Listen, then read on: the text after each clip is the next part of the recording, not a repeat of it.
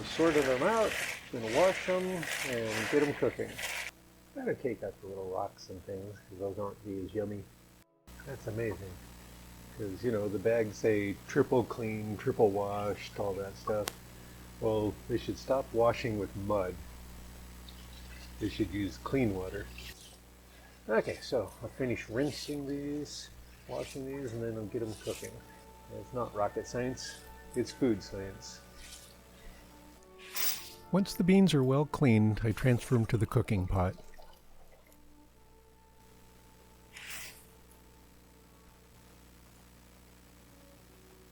I add a little bit of salt to flavor the cooking water, and then I add clean water for cooking. I bring it up to a low boil, then turn it down to a low simmer to cook until done. Okay, it's hot now, up to kind of a low simmer. And turn it down, cover it. Okay, this time I'm going to try an immersion blender for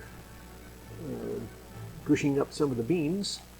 I'm going to take some of the water out for later if I need it. It looks like too much right now, which it might not be, but I'll take some out. This is the first time I've used an immersion hand blender. These things work well. I'll have to get one. What's a good one? Oh wow. Wow, that looks like refried beans already. That really gushed them well already. Sweet. It's done. I couldn't believe how fast it was. Wow, that's a beauty. Yeah, go ahead and unplug it. Sweet. Gonna add some finely minced or chopped onion. And to get it very fine, I like to do real thin slices and then chop it real fine. Next time I would use twice as much onion. Have about a half a pound of minced onion. I've got a teaspoon of the granulated garlic, a teaspoon of the cayenne pepper, and a half teaspoon of the cumin. Going to do the frying in 2 batches. Okay, gonna get it warm just till it's up to starts to shimmer. I'm adding some salt and pepper to the onions, and I cook the onions for about 3 or 4 minutes. They look like they're starting to get softened. Another couple of minutes before I add the spices. Okay, now I'm going to add the spices. And lift those. Okay, now I'm going to try to get about half of the beans in there.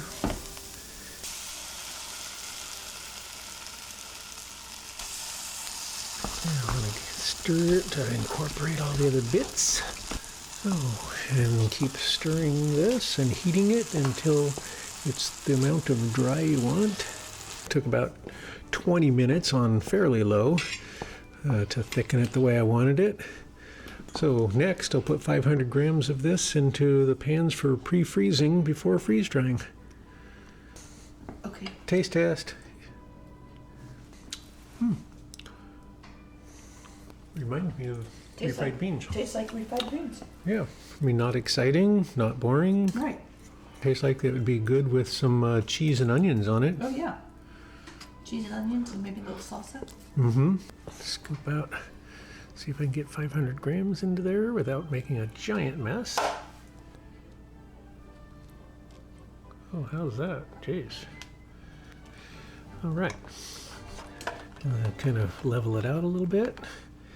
After it cools on the counter for a while, then I'll pre-freeze it. With this, I want to get 250 on each side. So, and with most of the things that I freeze like this, the liquidy, soupy kinds of things, 250 grams also is just about 1 cup. So the tray with 500 grams is 2 cups, and each side is about 1 cup already measured out and ready to bag. All right, and so that gives me pre-measured approximately 1 cup on each side. And when I rehydrate it, it'd be 250 grams for each one. The refried beans have cooled enough now. Got 6 of them already in there, and I'll get the rest of them in there. And by putting the pans this direction, I can get them all in there. And you can just keep going up. So that gives 28 cups of refried beans for 5 pounds of dried beans. Okay, next stop, the freeze dryer. Well, the refried beans are out of the freezer. I'm gonna pan them up. I'm gonna add some thermometers so I can see what's happening.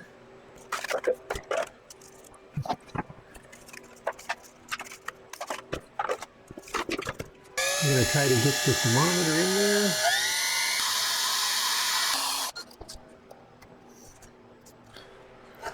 Okay.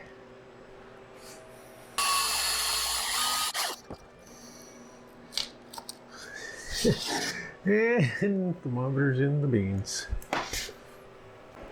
I pre-cooled the freeze dryer before loading the trays in. The refried beans.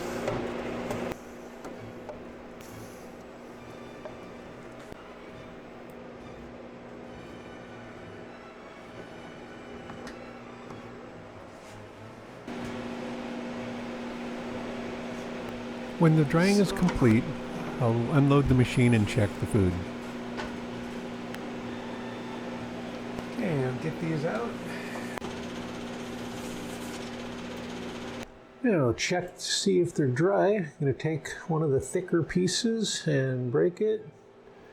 Wow, those are fragile. Oh, it's nice and warm. Oh yeah, and it just comes right apart. Yeah, nothing cold, nice and warm inside. So this is 1 cup of it. I'm gonna try to keep it together because I already measured it. So it's 1 cup, 250 grams. So it'll be easy to get the water back in, the amount that I need. And it's just falling apart. Yeah. Oh yeah, so you can see where I had the thermometer. It's right down into the area that would have been frozen. Everything seems nice and warm. I'm going to turn the freeze dryer off so that it's a little quieter.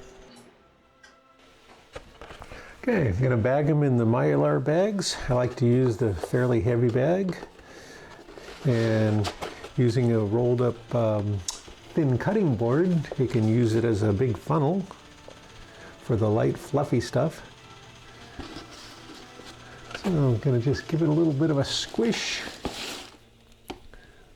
Wow.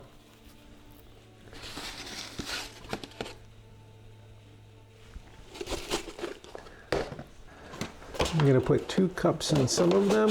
So again, rolled up there. So 4 cups in that one. And then the oxygen absorbers go in. I'm using the 500cc oxygen absorbers. And then I can seal them up. I like to press out the air as much as I can, unless it's a very fragile food. And then I like to make sure that I don't press it out so it doesn't crush it.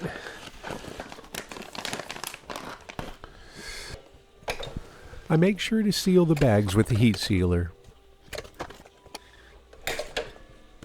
Okay. And then they can go on to the shelf in the containers. Some of the bins that need to go up still. Here's the racks. So this can get me 40 bins, 20 of the big bins, 20 of the littler bins. And then I'm going to have to get some more racks, I guess, after that, because I'm going to be out of space.